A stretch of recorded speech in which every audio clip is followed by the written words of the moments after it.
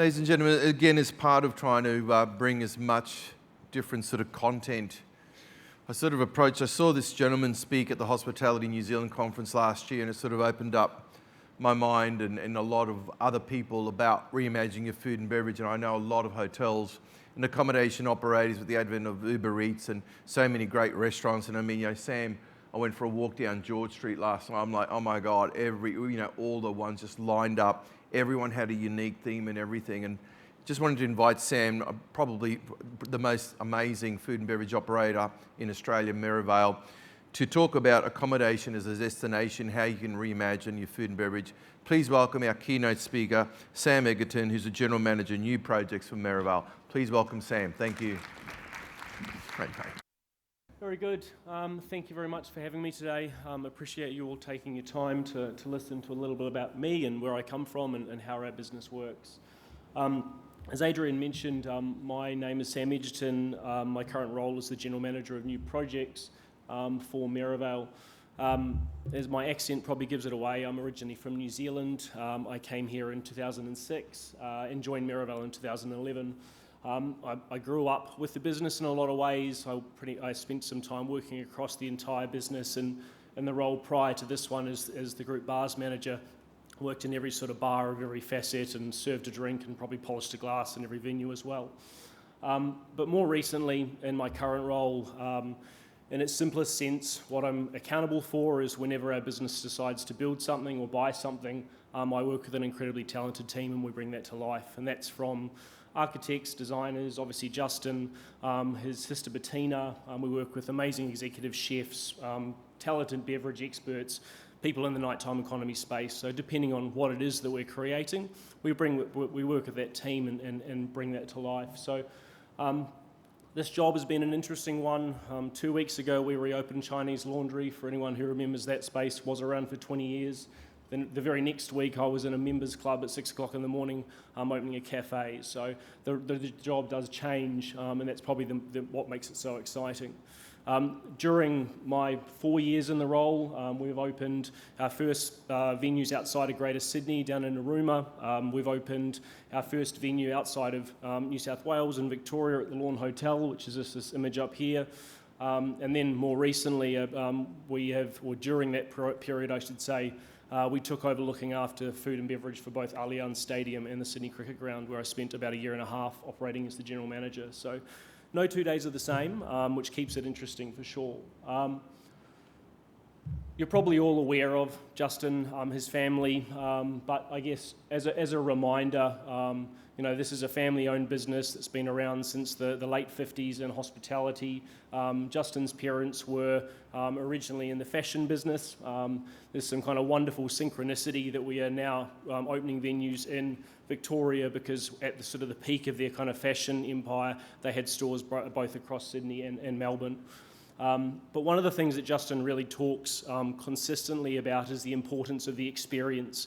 Making sure that whether you are getting a coffee on George Street at 8 o'clock in the morning, or you're going to a nightclub, or going down to Lawn to experience the puffy bread at Totti's, that it always should feel the same. Hospitality is an amazing industry. We are the deliverers of experience for people, the opportunity for people to escape.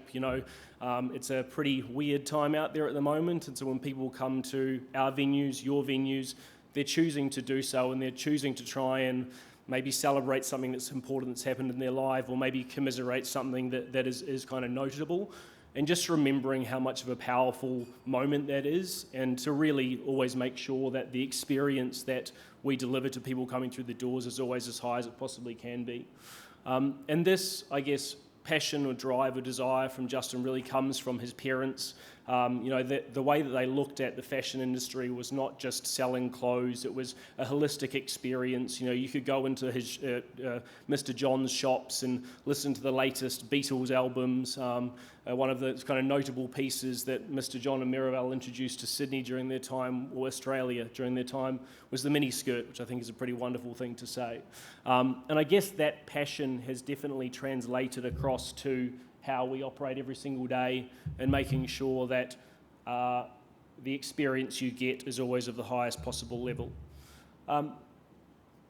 But to speak to accommodation, accommodation has been part of the Merivale business, probably really kick-starting with the Establishment Hotel, which opened in the year 2020, aligned with the Olympics. When you look at our businesses, I guess on an internal level, we take a bit of a precinct approach. Probably the first venue within our business would have been Hotel CBD in the late 90s, but Establishment was kind of the first major one. It was a space that you could go to where you could experience a beautiful Japanese restaurant and sushi. You could go and stay at a hotel, an Establishment Hotel. Prior to its change to now Mr. Wong, you could go to Tank nightclub, and all of these different venues within this space provided an appeal to a different customer type. And from a customer point of view, or from the guest's lens, I'm choosing to go to Mr. Wong, or I'm choosing to go to Tank nightclub, or now Palmer & Co. But from our point of view, the opportunity for us is once you come in through those doors is how we keep you within that building. During my time working at Establishment and running Palmer & Co., one of the opportunities we saw is if a guest came in on a Friday for lunch at Mr. Wong, they're having a nice long lunch, you then, rather than letting them leave out the front door and going somewhere else, you move them upstairs to Hemisphere, give them a couple of drinks, let them settle down, enjoy themselves, and from there, if they're looking to kind of let their hair back down to Palmer & Co., and if they've reached the point in time in the evening where they can't or don't choose to go home, then we've got a hotel room for them to stay in overnight. And then the very next day we can get them to Mr. Wong for yum cha, just kind of to get the weekend going again. And I guess that's probably the point for us. From the guest's perspective, we are talking to you about, do you love Cantonese food? You should come to Mr. Wong. Are you looking for somewhere to socialise? You should come to Establishment Main Bar. But the way we look at it internally is all those individual brands are driving awareness. It's when you're inside the business, it's how do we keep you moving and stay while you're here. Another sort of, ecosystem or precinct that I wanted to give you some understanding is down in Narooma. We managed to get our hands on the Whale Inn, which is a beautiful old motor inn that was built in, I think, the 1970s. This is the view looking directly out from the nice little atrium area, looking out over the inlet. And this had an existing restaurant that we did a brief pop-up with a company, with a couple before introducing Queen Chow. And then over the next couple of years have picked up Lynch's, which is probably the oldest building inside, or oldest pub and building in Narooma itself. I think the original foundations are still there. The quarter deck, which is a beautiful little cocktail bar on the water on the inlet, where you can have sort of cocktails and watch the sunset. And equally, there is the inlet, which I think is almost fading out, but it's a lovely little kind of fish and chip shop. And while these are individual businesses, yet again, internally, we look at this as an overarching precinct. And by comparison to Establishment Hotel, which is a destination in Sydney, if you're staying for business or if you're travelling because you're from out of town, equally, Narooma is appealing to, it's a holiday destination from people from Canberra, but equally moving out of COVID, we're seeing there's a real desire for quality food and beverage in regional areas. And so some of the brands that we have here were either created in Narooma or a couple of them, one in the case of Queen Chow, was an existing brand that we have from our business in Sydney that was then translated down to Narooma.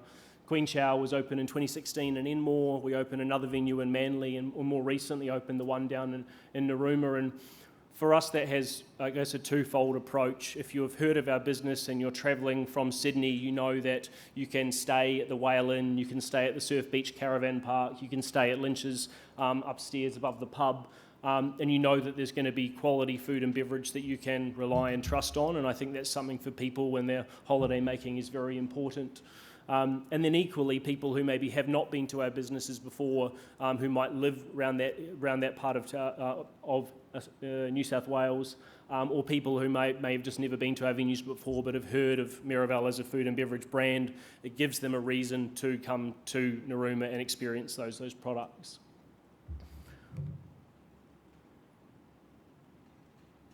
And then the last one, Lawn Hotel. Lawn was a business that is yet again like an iconic location. The Lawn Hotel sits on the bottom of the surf coast in Victoria. Once upon a time when we first opened Newport, our biggest fear was how we could manage a business that was an hour and a half up the road, and then to introduce this to our business, and all of a sudden it was 15 hours drive down the road. So all those problems kind of exponentially increased. But equally, when we got the keys for this business, we were in the middle of a lockdown between Victoria and New South Wales. So trying to learn how to meet a team, get to know a local community, and figure out how to run a business without any more communication rather than Zoom was an interesting kind of process. But that's probably a story for another talk. When we eventually got access to Victoria and went down there and met the team and met the locals and spent a year working out kind of some of those seasonal changes, we decided that Totties was the right brand to introduce down into Lawn. Totties first established in Bondi, an incredibly well-known brand. I think the puffy bread is iconic across kind of social media. And we thought it was a good opportunity to test whether or not the power of that brand was able to actually drive additional footfall down in Lawn. Lawn, if you haven't been before, is a holiday destination in its own right for Melburnians. During summer, like a lot of kind of coastal towns, absolutely swells, but the winter period is very, very quiet. And we wanted to see where introducing a brand like Totties would help to arrest some of that. And like we've seen some really positive signs as a result. And that's not necessarily just about driving, I guess, a positive business impact just for ourselves. That also has flow-on impacts on the rest of the community. Traditionally, everything would effectively shut down. Businesses would close until the warmer weather comes around, but now more of the town is staying open. And so what we have seen is that Totties, whether people have been to the brand or know it from its social media presence, are choosing to make the journey from Melbourne, or when they're doing the drive down the Great Ocean Road, they're going to experience it. But attending Totties is one of probably several reasons why people go to Lawn. Sometimes it's because people are making that journey along the Great Ocean Road. They need somewhere to stay while they're travelling, which we have accommodation at Lawn Hotel as well.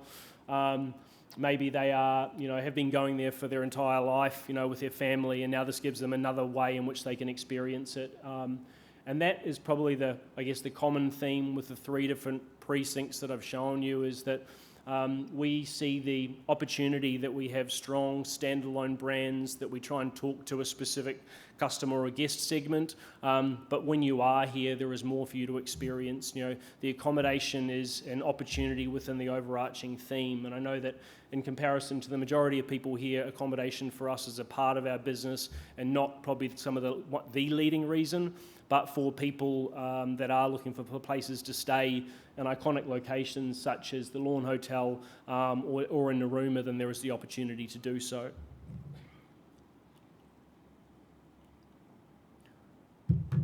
So I guess just to capture some of the things that hopefully you've heard from me today, fundamentally what drives us as a business is how we can make, exceptional experiences. Justin, from his family to where they came from and how they operate right now, have always looked to find new ways to deliver more and exciting ways to experience food and beverage and accommodation. The reason we do that is we're really driven by making sure that the experience for every person coming through our doors or visiting our business can be the best version of itself, that there's no such thing as just a transaction. And the way that we do that is twofold. We make sure we've got amazing talent. We make sure we give them the opportunities to succeed and grow in the business. I'm a case in point. And we do it in iconic locations, and whether that's in the middle of Sydney CBD, or whether that's down on the Sapphire Coast or down on the Surf Coast in Victoria. Thank you very much for having me.